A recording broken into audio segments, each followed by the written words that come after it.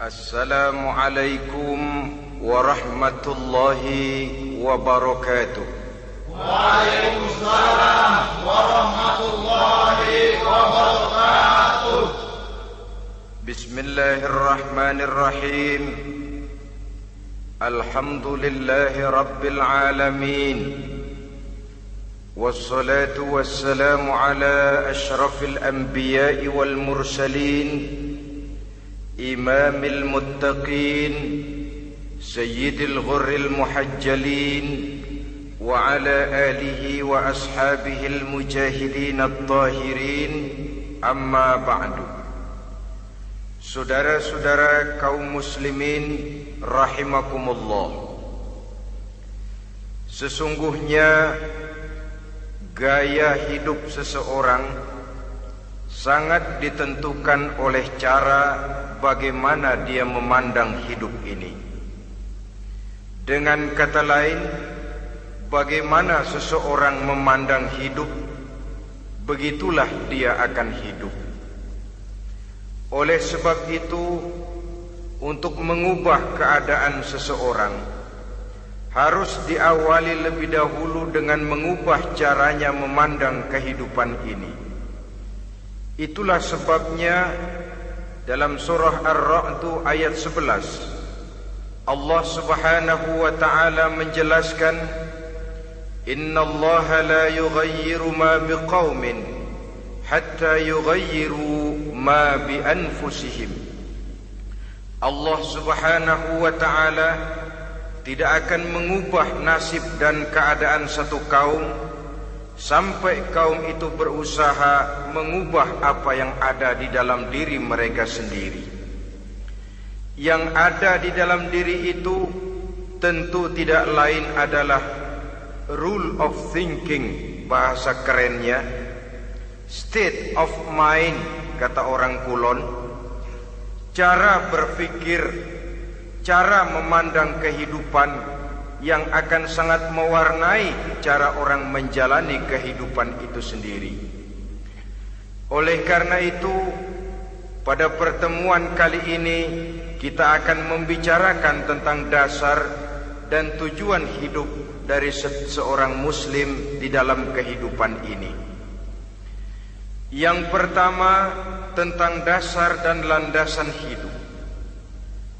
Seorang muslim tak dapat lain mendasarkan kehidupannya dengan Islam. Di dalam mendasari kehidupan dengan Islam ini, Allah Subhanahu wa ta'ala menuntut, Ya ayyuhalladzina amanu dkhulu fis silmi kafah.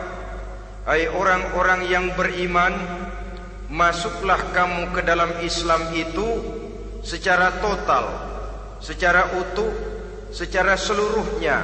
Jangan separuh-separuh, jangan sepotong-sepotong. Mendasari hidup dengan Islam artinya menjadikan Islam sebagai way of life, sebagai rule of thinking, sebagai state of mind di dalam kita memecahkan problema-problema kehidupan, sehingga tidak satu persoalan hidup yang bagaimanapun kecilnya sekalipun yang tidak tersentuh oleh nilai-nilai ajaran agama Islam ini. Kemudian di dalam mendasarkan hidupnya dengan Islam, ia mempunyai satu keyakinan. Pertama, Islam sebagai dasar hidupnya adalah agama yang sesuai dengan fitrah daripada manusia. Allah Subhanahu wa ta'ala pencipta manusia. Allah Subhanahu wa ta'ala yang menurunkan agama Islam. Oleh sebab itu, tentu saja seluruh konsepsi Islam ini sudah diukur sedemikian rupa sesuai dengan kemampuan yang dimiliki oleh manusia. Secara logika bisa kita katakan, pabrik mobil di Jerman misalnya bikin mobil namanya Mercy. Seiring dengan itu dikeluarkannya buku petunjuk.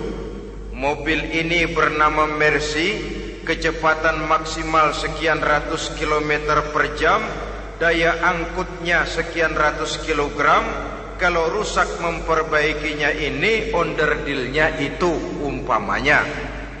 Karena pabriknya yang bikin mobil, lalu pabriknya juga yang mengeluarkan buku petunjuk, tentu buku itu sesuai benar untuk mobilnya.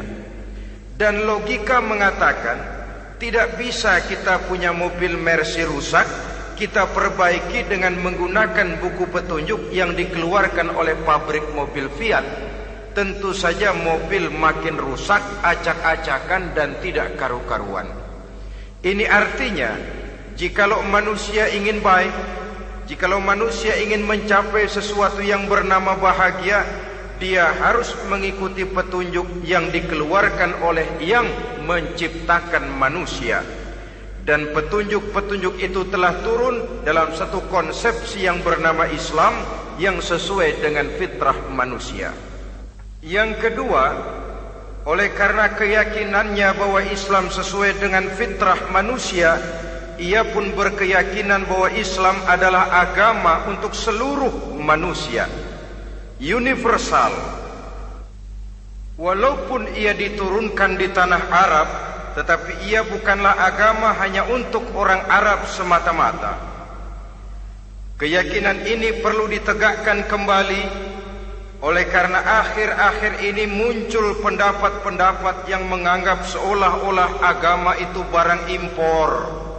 Persilahkan saja kalau memang itu merupakan keyakinannya, tetapi menganggap agama sebagai barang impor sungguh merupakan satu kekeliruan yang sangat besar. Bahwa Arab sebagian besar memang Islam, jelas. Tetapi Islam bukannya Arab, itu pun harus kita akui. Kita bisa menjadi Muslim yang baik tanpa perlu menjadi orang Arab. Dengan kata lain, kita bisa menjadi Muslim yang baik dengan tetap menjadi warga negara Indonesia yang baik. Bahwa Al-Quran diturunkan dalam bahasa Arab oleh karena memang ia turun di tanah Arab. Buktinya apa? Walaupun Quran dalam bahasa Arab, tidak satu pun ayat Quran yang ditujukan kepada orang Arab semata-mata. Tidak ada ayat ya ayyuhal arabiyun, hai orang-orang Arab. Tidak ada. Yang ada malah ya ayyuhan nas, wahai manusia. Manusia yang mana? Yang mana saja asal merasa manusia. Kalau tidak merasa manusia, tidak usah terpanggil dengan ayat tadi. Maka dalam mendasari hidup dengan Islam, kita berkeyakinan Islam adalah agama untuk seluruh manusia. Yang ketiga, di dalam mendasari hidup dengan Islam, kita berkeyakinan Islam adalah agama terakhir yang diturunkan kepada Rasul terakhir. Tidak ada Rasul dan Nabi sesudah Nabi Muhammad, dan tidak ada agama lagi sesudah agama Islam. Dasar-dasar keyakinan ini melembaga dalam pribadi kita, membentuk satu keyakinan yang mendasari kehidupan ini, sehingga tidak satu problema yang bagaimanapun kecilnya dalam kehidupan yang tidak tersentuh oleh nilai-nilai Islam. Sejak kita tidur sampai kita bangun tidur, bahkan tidur itu sendiri, dan seluruh kegiatan kehidupan yang kita laksanakan dalam 24 jam, tidak satu pun yang tidak tersentuh oleh nilai-nilai Islam. Inilah pandangan hidup Muslim. Jawaban seorang Muslim terhadap problema-problema kehidupan yang dihadapinya, yang di dalam menjawab problema itu ia Islam oriented, berorientasi kepada nilai-nilai Islam. Apa kata Islam tentang pekerjaan yang dihadapinya? Halal kata Islam, halallah dia katakan. Haram kata Islam, haram dia katakan. Islam oriented. Barometer dalam perbuatannya tidak lain daripada nilai-nilai Islam itu sendiri. Dan kemudian di dalam mendasari kehidupan dengan Islam, ia berkeyakinan Islam adalah satu-satunya agama yang benar. Bahasa kerennya, Islam is the single one, the true religion behind the God. Satu-satunya. Keyakinan ini kelihatannya subjektif, tapi memang inilah pokok daripada kehidupan beragama. Saudara-saudara kaum muslimin rahimakumullah, kalau itulah dasar daripada kehidupan kita sebagai muslim, apa yang menjadi landasannya?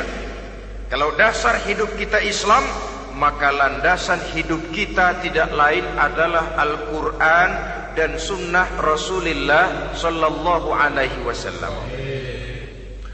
Dunia penuh dengan orang-orang besar, dan setiap orang-orang besar itu mempunyai ajaran-ajaran yang pernah jaya, pernah dikumandangkan, didengung-dengungkan, naik ke panggung sejarah untuk kemudian tenggelam.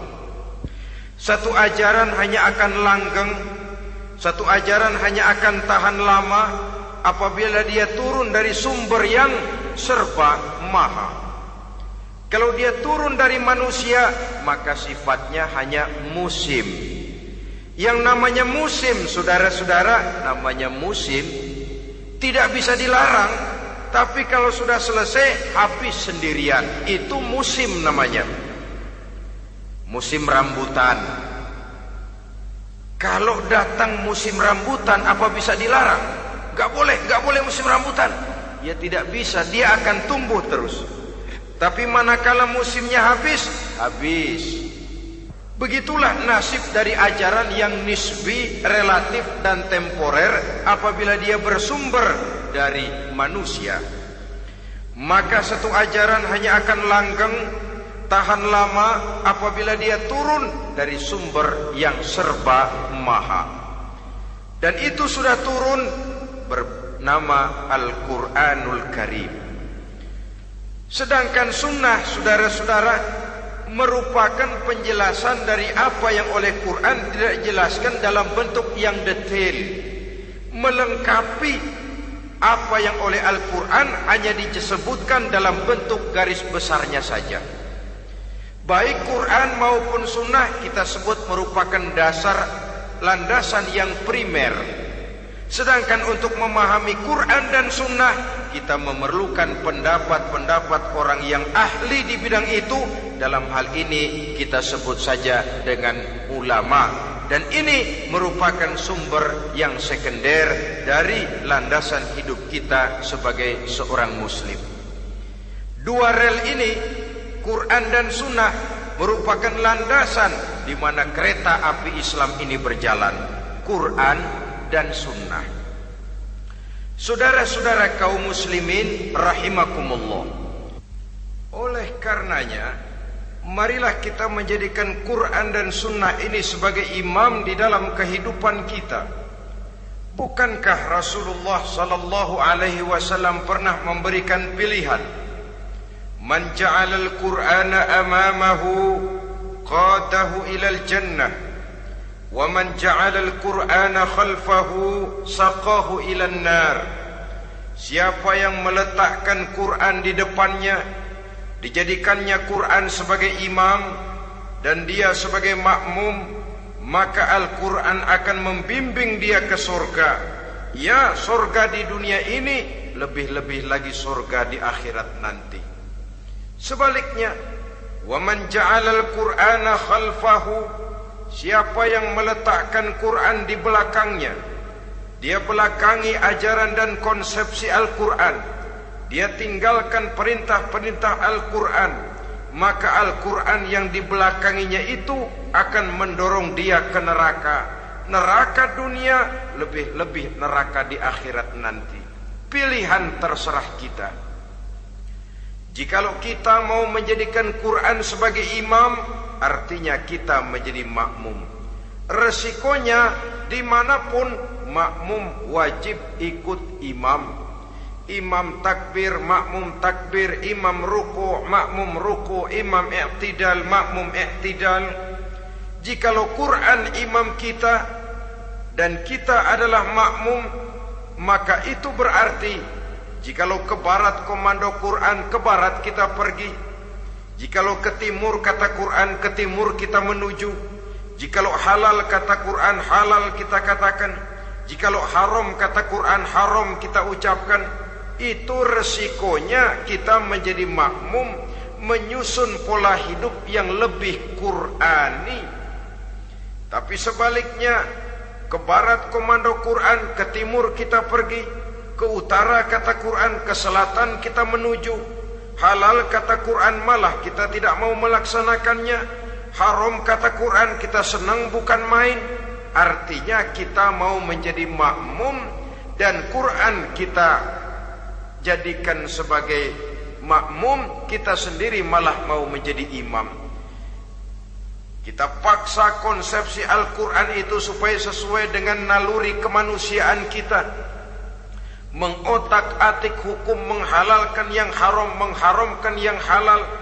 Dikala itu landasan hidup kita sudah goyah, tidak lagi sebagai landasan tempat kita bertolak, tetapi malah menjadi satu landasan yang kita injak-injak.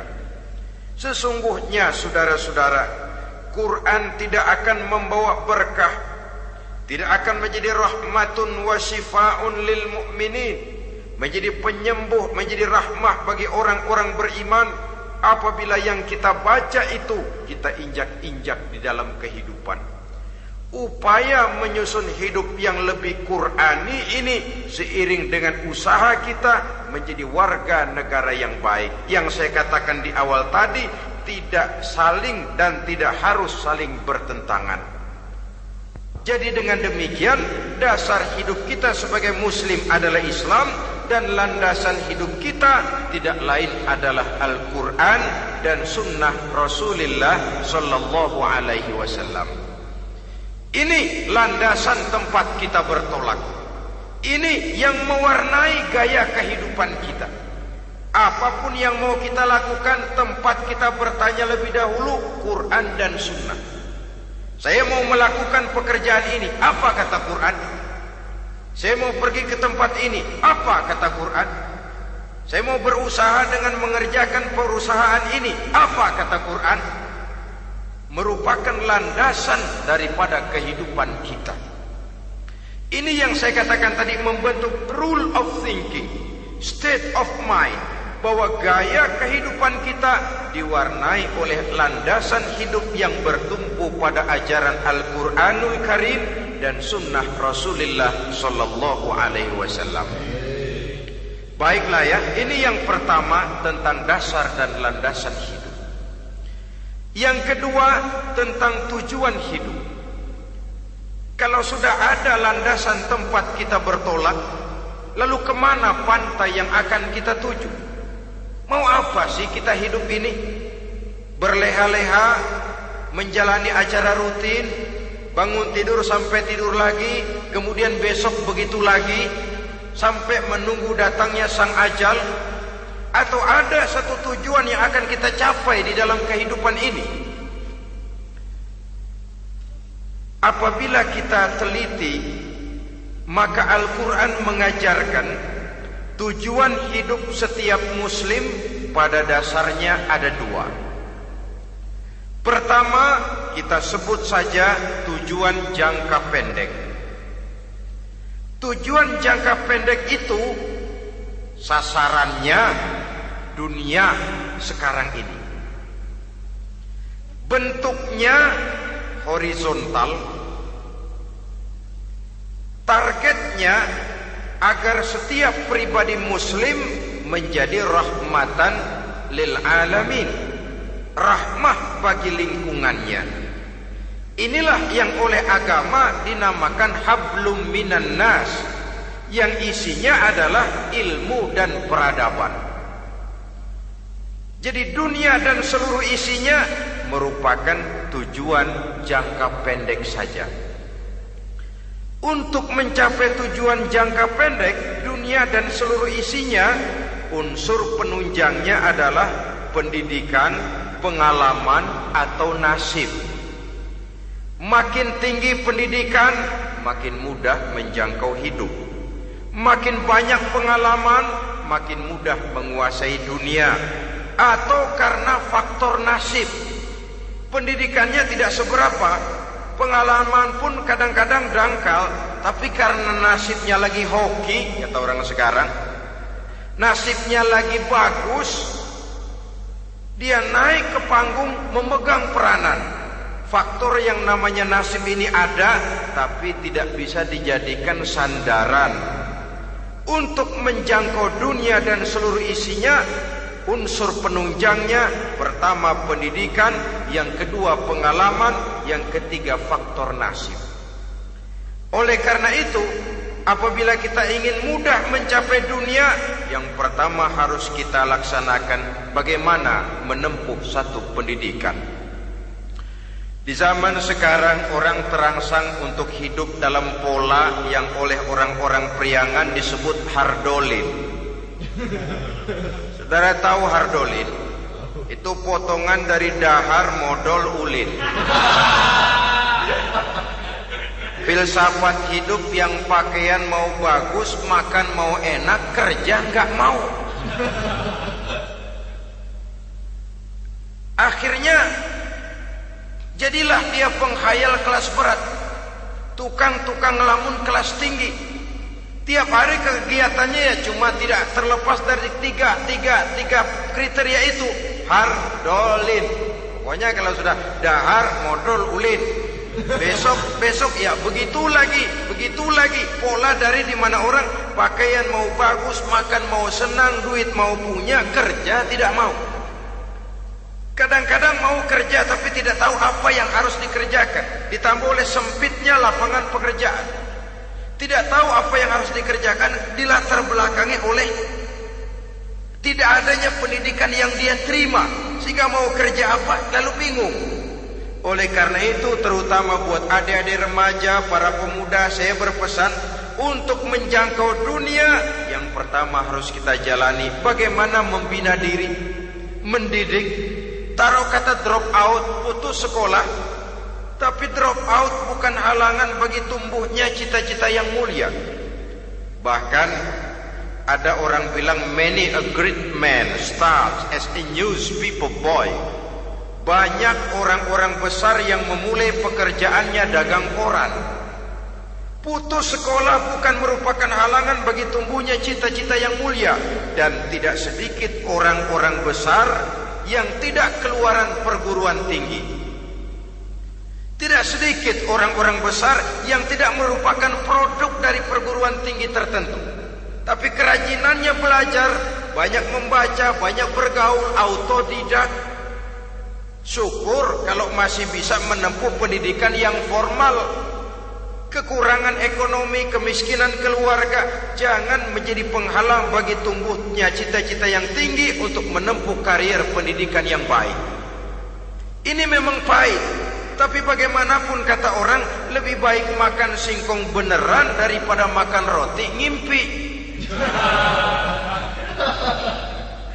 Artinya jikalau memang perlu, lebih baik sekolah sambil dagang koran, nyemir sepatu, parkir mobil, daripada hardolin itu tadi.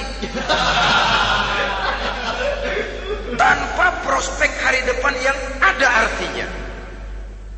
Dan pendidikan memang merupakan sesuatu yang pahit.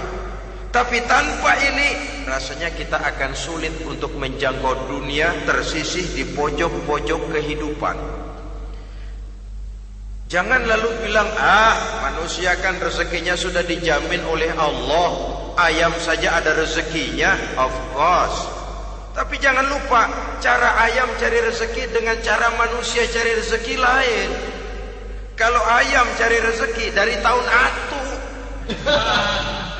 modalnya cuma ceker sama patok. Kalau ayam mah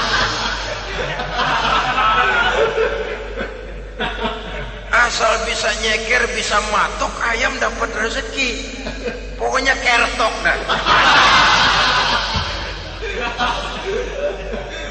Tapi manusia cari rezeki, dia harus cari lapangan kerja. Lapangan kerja sulit. Sudah dapat lapangan kerja, harus punya keahlian. Untuk memperoleh keahlian harus dengan pendidikan. Berhadapan lagi dengan saingan-saingan, karena pasaran tenaga kerja tiap tahun puluhan kalau tidak ratusan ribu pasaran tenaga kerja yang masuk lapangan kerja. Ini kenyataan. Semakin ke depan, oleh tingginya tensi ekonomi, oleh persaingan hidup yang makin tajam, oleh makin menggejalanya pola pikir industrialis yang membuat manusia individu, nilai-nilai semacam ini akan terasa makin berat. Oleh karenanya, tanpa pendidikan sulit untuk menjangkau dunia. Yang kedua, pengalaman, tenaga expert. Sehingga orang mengatakan experience is the best teacher. Pengalaman adalah guru yang paling bijaksana. Dengan pengalaman kita makin dewasa. Dan orang sering mengatakan kegagalan hakikatnya adalah keberhasilan yang tertunda.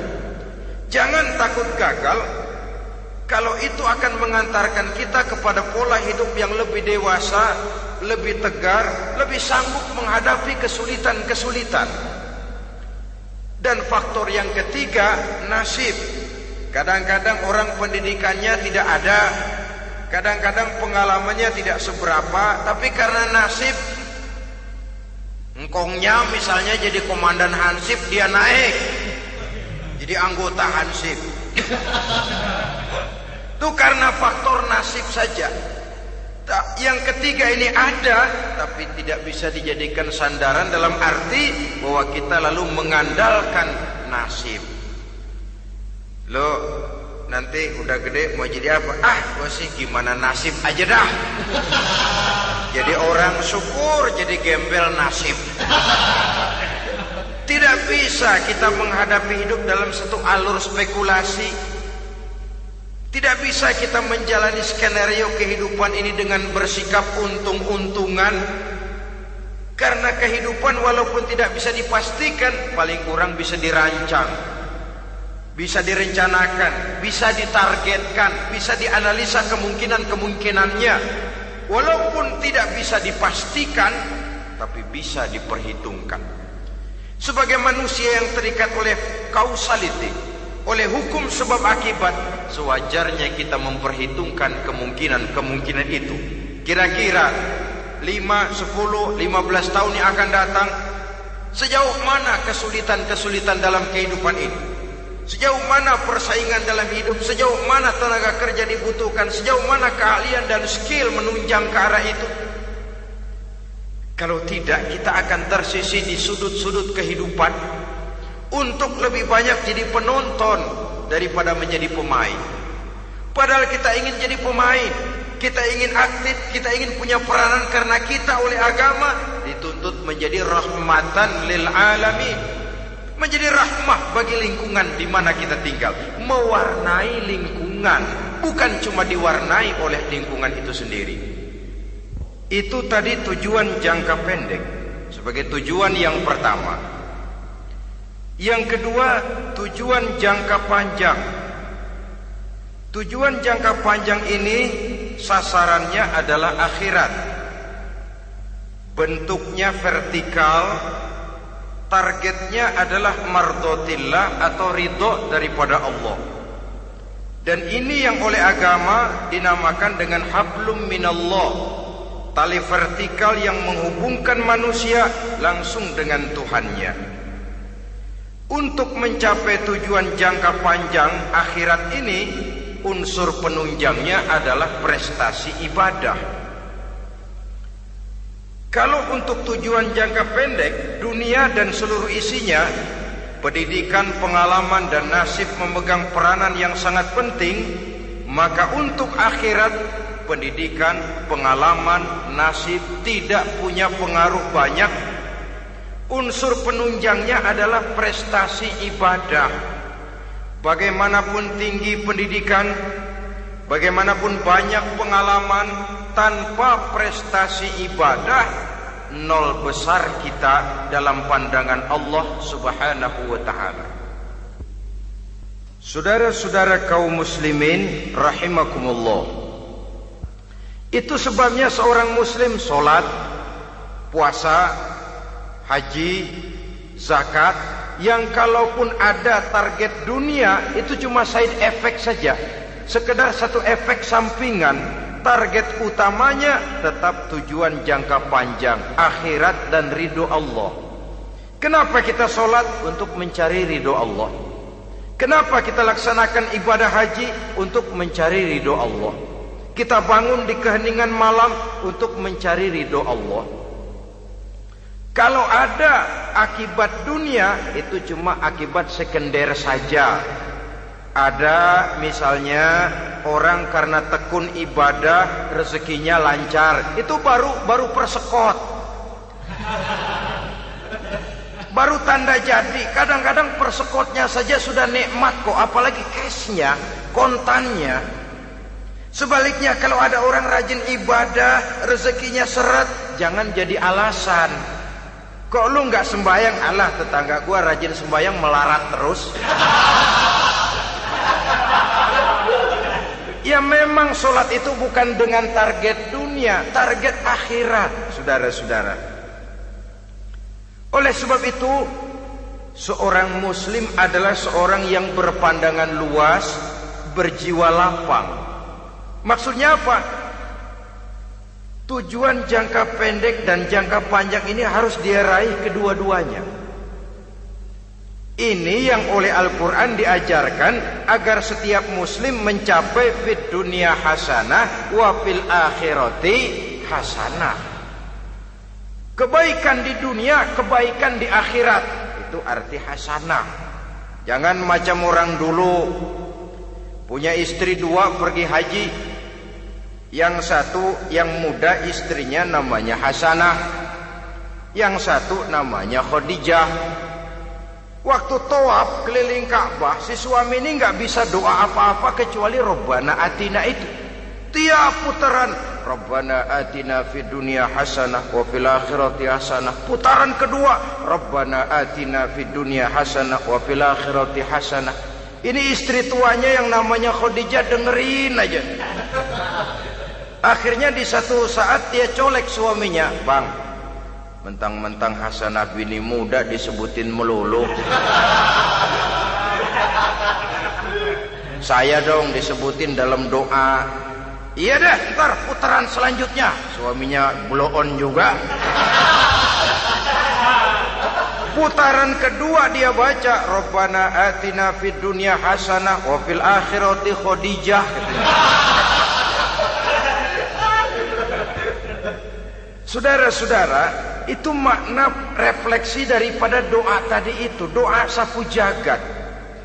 Kita ingin fid dunya hasanah wa fil akhirati hasanah. Tujuan jangka pendek dunia tercapai, tujuan jangka panjang akhirat dan ridho Allah juga tergapai. Oleh sebab itu Al-Quran menjelaskan, wabtaghi fima atakallahu ad-daral akhirah wa la tansa nasibaka minad dunya. Dengan karunia yang diberikan Allah kepadamu, carilah bahagia akhirat. Wala tansa nasibaka minad dunya, tetapi jangan lupakan bagianmu dalam kehidupan di dunia ini. Cari akhirat, utamakan akhirat dengan tidak usah melupakan jatahmu di dunia. Kenapa saya katakan seorang muslim berjiwa besar? Sebab andai kata dia gagal mencapai tujuan jangka pendek, andai kata dia gagal di dunia, dan dia oleh Islam diajarkan jangan sampai gagal, tapi andai kata dia gagal, dia masih punya tujuan jangka panjang, akhirat dan ridho Allah. Dia masih bisa menghibur diri, biarlah di dunia kita sederhana, bahkan biarlah susah di dunia, asal di akhirat kita bahagia. Orang yang tidak punya pandangan hidup semacam ini, sorgalah dunia ini, segalanya telah tertumpu di sini. Bila umurnya selesai, ajalnya datang, selesai sudah, sorganya sampai di situ, dan dia tidak punya pengharapan lain di belakang itu. Maka seluruhnya bertumpu pada kehidupan di dunia, padahal dunia seperti air laut, makin diminum makin haus, makin kering tenggorokan. Dunia yang diperturutkan menyeret manusia ke dalam lingkaran setan, terjebak dalam sifat yang namanya tamak bin rakus alias serakah.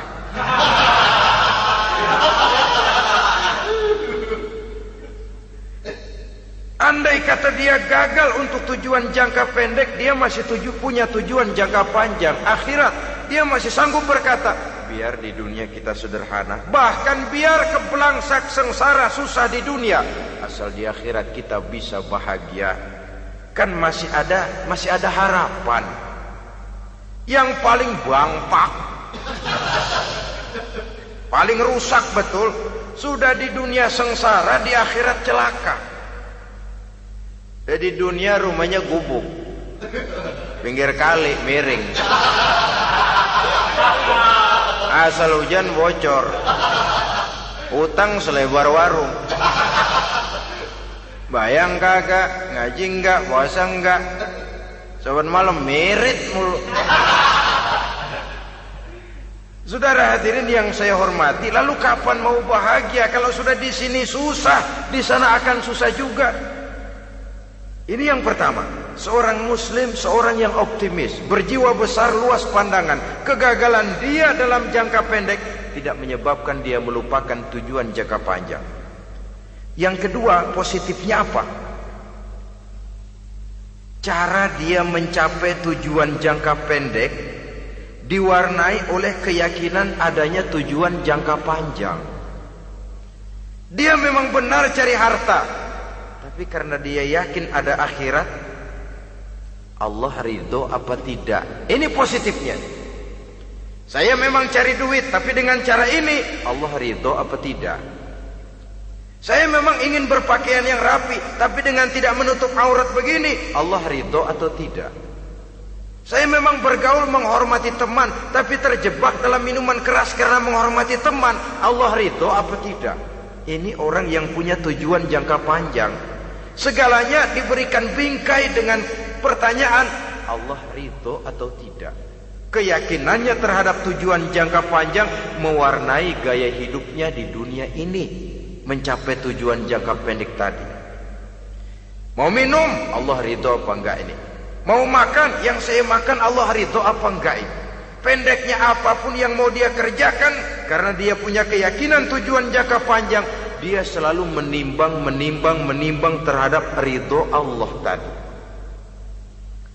Jadi tanpa prestasi ibadah, kita nol besar dalam pandangan Allah. Ini nilai manusia yang hakiki di sini. Ini makna inna akramakum indallahi atqakum.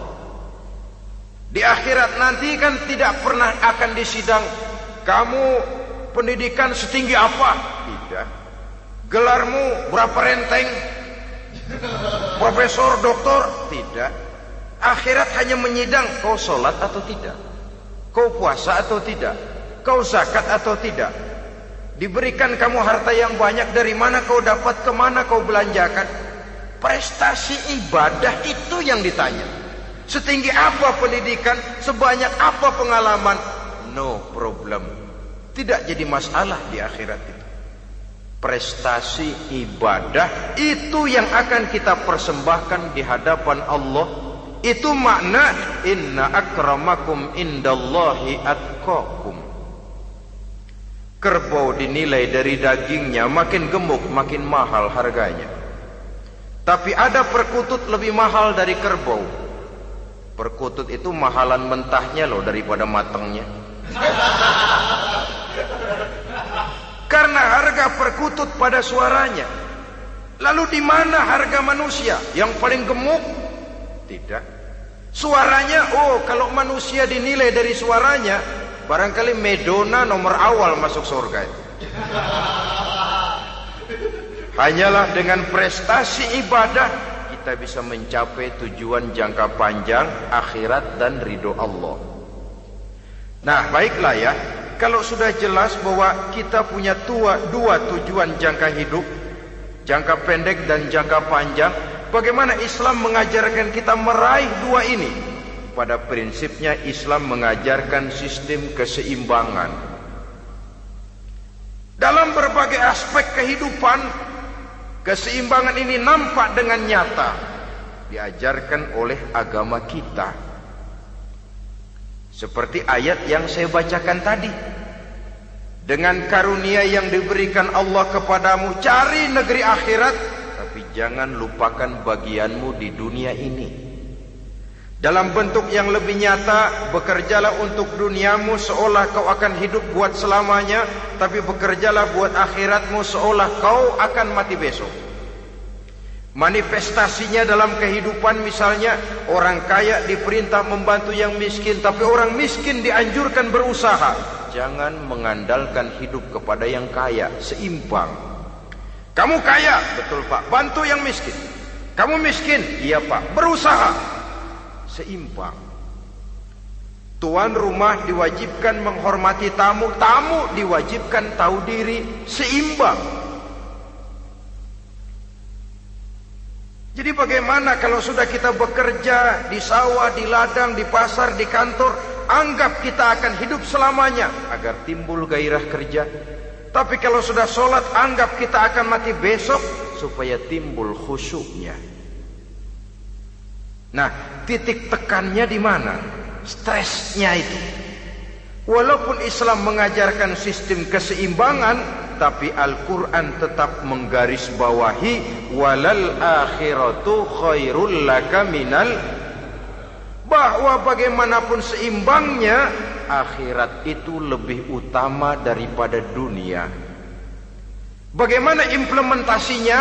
Kata orang-orang tua, kalau kita menanam padi, rumput pasti tumbuh, tapi nanam rumput jangan mimpi tumbuh padi. Maksudnya apa?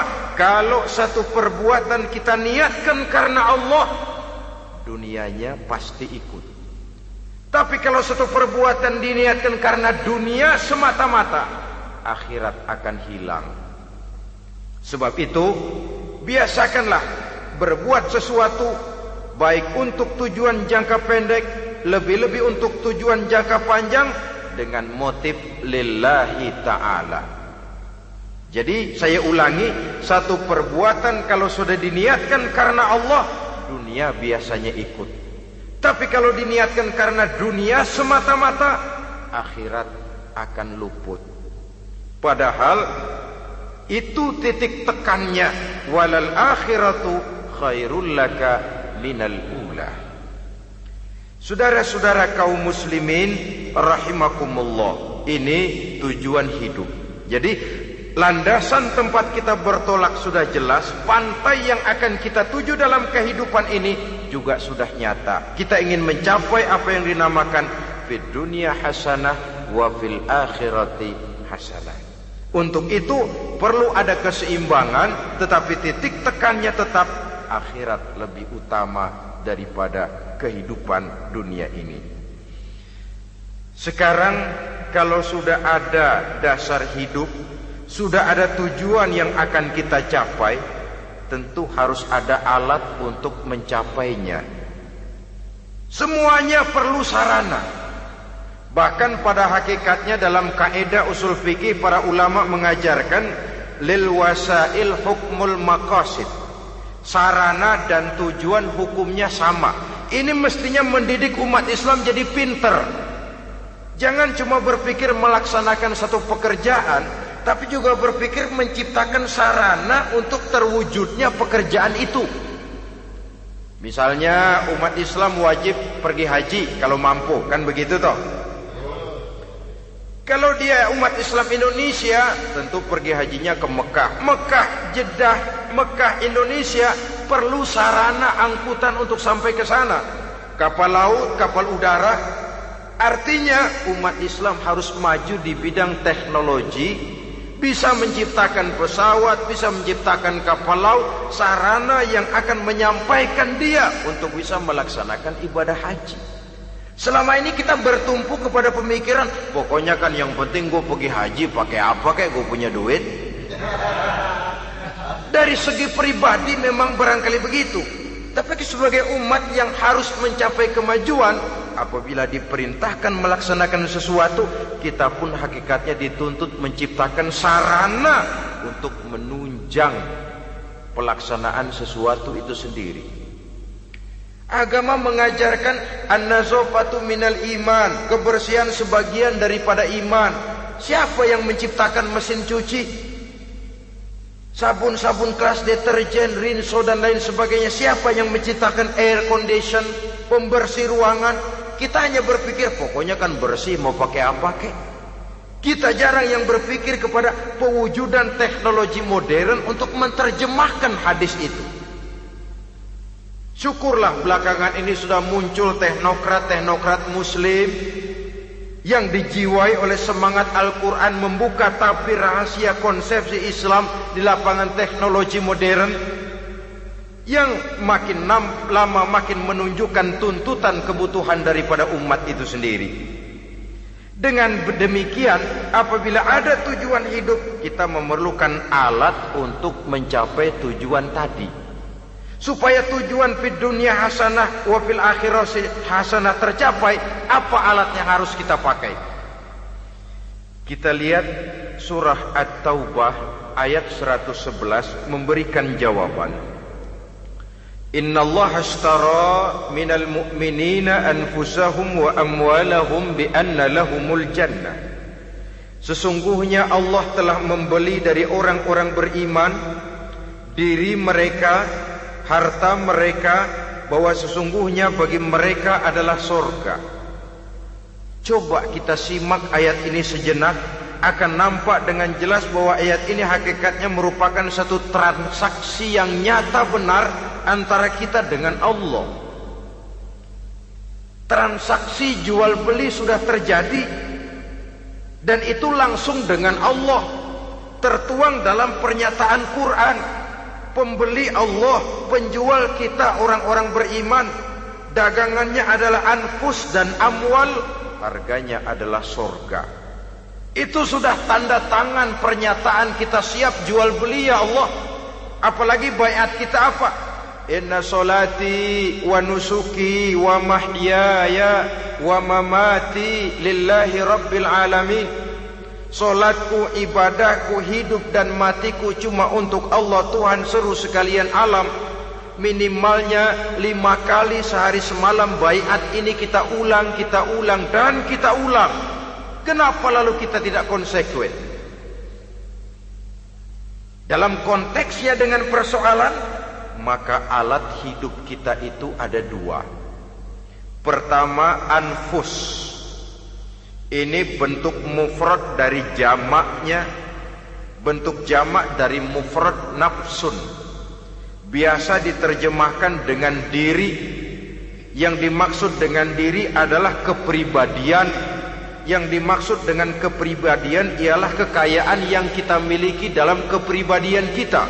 Artinya bisa tenaga, pikiran, konsep, gagasan, wewenang, ide, pangkat, jabatan, kemampuan, keahlian, skill, itu semuanya masuk ke dalam anfus, diri. Sedangkan amwal bentuk jamak dari mufrad malun, biasa diterjemahkan dengan harta. Pengertian di sini ialah seluruh bentuk-bentuk materi yang berada di bawah kekuasaan kita. Bisa rumah, bisa uang, bisa tanah, bisa kebun, bisa pabrik, bisa peternakan, itu semuanya amwal. Nah, baik anfus maupun amwal, diri, tenaga kek, pikiran kek, harta kek, pangkat kek, jabatan kek, wewenang kek, keahlian kek, untuk tujuan jangka pendek harus jadi rahmah bagi lingkungan. Untuk tujuan jangka panjang harus menunjang jalan menuju ridho Allah. Jadi kalau pangkat kita menjauhkan kita dari ridho Allah, itu bukan nikmat tuh, azab. Punya pangkat bukan melakukan kebaikan, malah melakukan kejahatan, setidak-tidaknya berdiri di belakang kejahatan, melindungi perbuatan-perbuatan munkar. Dalam kelas kakap melindungi korupsi, dalam kelas teri jadi backing tukang koprok. Umpamanya itu sudah menyalahi. Alat tidak digunakan untuk mencapai tujuan. Itu untuk tujuan jangka pendek. Lalu amwal, harta, uang, tanah, rumah, kebun untuk tujuan jangka pendek harus menjadi rahmah bagi lingkungan.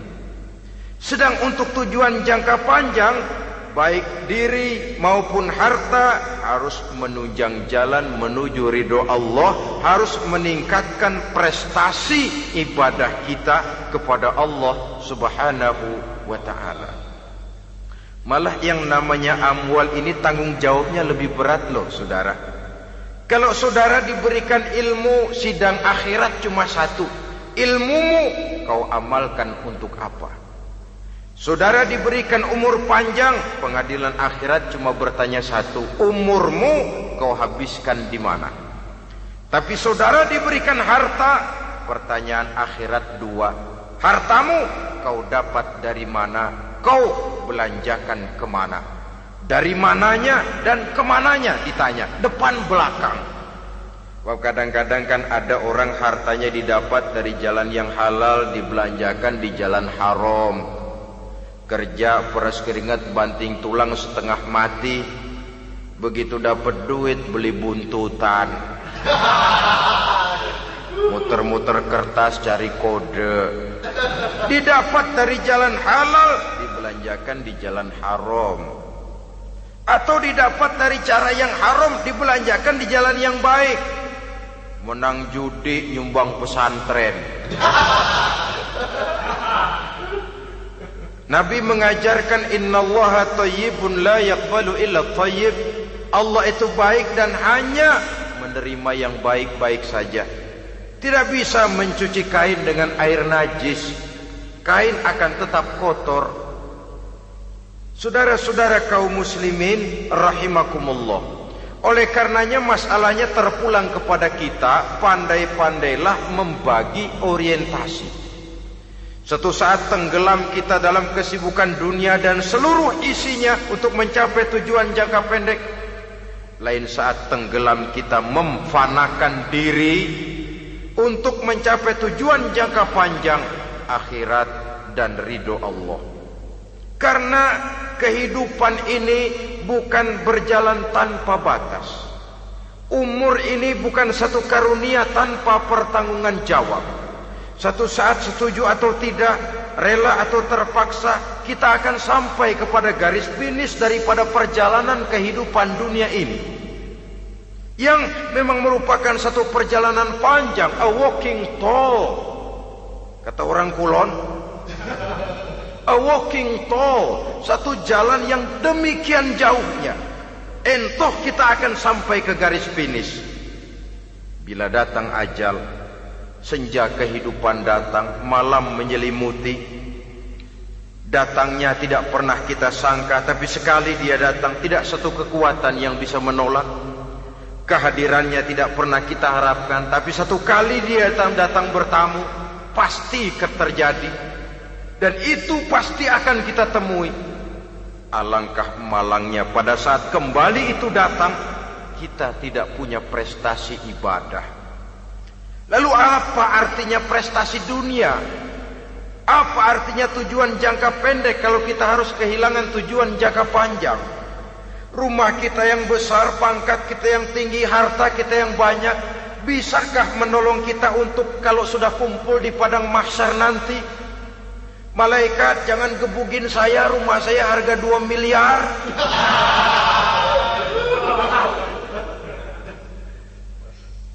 Sudahlah malaikat, damai saja, itu Rolls Royce saya. Pakai saja malaikat, pakai. Kata malaikat, gue budak, gue gak butuh gituan. Hanya prestasi ibadah yang bisa menyelamatkan kita pada kondisi semacam itu. Jadi oleh karena itu saudara-saudara, biar di dunia ini rumah kita besar, mobil bagus, uang banyak, pabrik ada, usaha lancar, asal di akhirat masuk surga aja. Gak apa-apa. Daripada di dunia sengsara, di akhirat neraka, senangnya kapan? Sudah di sini sengsara, di sana kebelangsak. Itu yang orang-orang tua bilang lacur kuda namanya.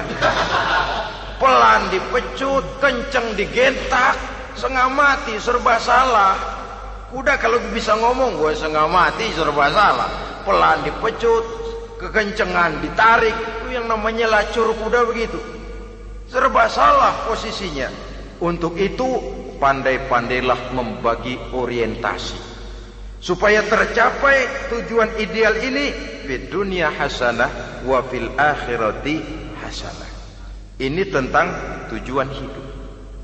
Nah, untuk mencapai tujuan ini kita tidak berjalan sendiri. Kita perlu teman hidup. Di samping teman hidup ada pula lawan hidup. Siapa teman hidup kita untuk mencapai tujuan hidup ini? Dalam arti sempit, teman hidup kita suami istri yang taat kepada Allah. Suami istri lebih dari sekedar satu pasangan, juga saling melengkapi, merupakan bagian daripada kehidupan. Suami adalah teman istri, istri adalah teman suami untuk mencapai tujuan hidup tadi, mencapai fid dunya hasanah wa fil akhirati hasanah. Seiring, seirama, selaras, serasi, seimbang, kata orang sekarang. Teman dalam arti sempit. Adapun teman dalam arti luas, setiap orang yang pandangan hidupnya sama dengan kita, setiap orang yang akidahnya sama dengan kita, terlepas dari suku bangsa apapun, warna kulit apapun, bahasa apapun, jikalau keyakinannya sama, pandangan hidupnya sama, dia adalah saudara kita dalam artian yang luas. Islam tidak kenal teritorial, maka tidak ada itu Islam Jepang. Ya walaupun secara formalnya ada, tapi informal Muslim adalah Muslim, diikat dengan akidah. Itu teman hidup. Lalu lawan hidup siapa? Pertama iblis, dalam segala bentuk dan implementasinya. Yang kedua, setiap orang yang pandangan hidupnya tidak sama dengan kita secara ideologis, itulah lawan hidup kita. Maka yang teman jadikan teman, yang lawan jadikan lawan. Jangan teman dijadikan lawan, lawan dijadikan teman. Itu namanya kopiah dipasang di kaki, pak bakyak naik ke jidat. Wajar kalau kepala lalu jadi benjol. Salah milih teman, salah cari lawan. Salah milih teman, salah cari lawan. Akibatnya kita yang akan susah di kemudian hari nanti. Saudara-saudara kaum muslimin rahimakumullah, oleh karenanya pandai-pandailah dalam hidup ini.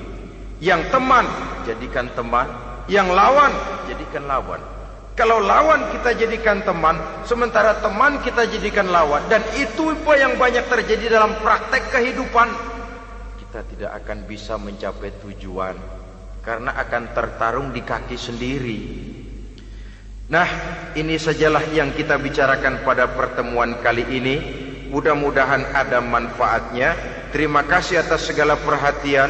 Mohon maaf atas segala kekurangan. Usikum wa nafsi bitaqwallah. Wassalamualaikum warahmatullahi wabarakatuh.